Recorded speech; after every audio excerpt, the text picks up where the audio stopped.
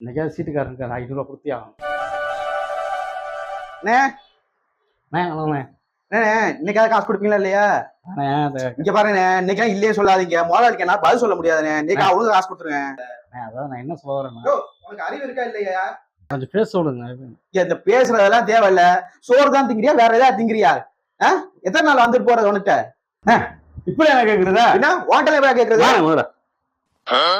வசூல் பண்ண வந்துட்டு வாக்காளம் வச்சுக்கிட்டு இருக்கிய அடிச்சுட்டு ஏன் அடிச்ச? அடிச்சுட்டு இருக்க காசு நீ தான் தரணும். காசு எடுத்துருவா என்ன? நீ தான் எனக்கு தரணும். இப்படி கேட்கணும்னு சொல்ல வந்தானே. அடிச்சா இல்லாம கேட்கணுமா? வா நீ நின்று. எங்க காசு? உன்னெல்லாம் அடிச்சாதான் சரி போதும். இந்த காசு கொடுத்துட்டேன்.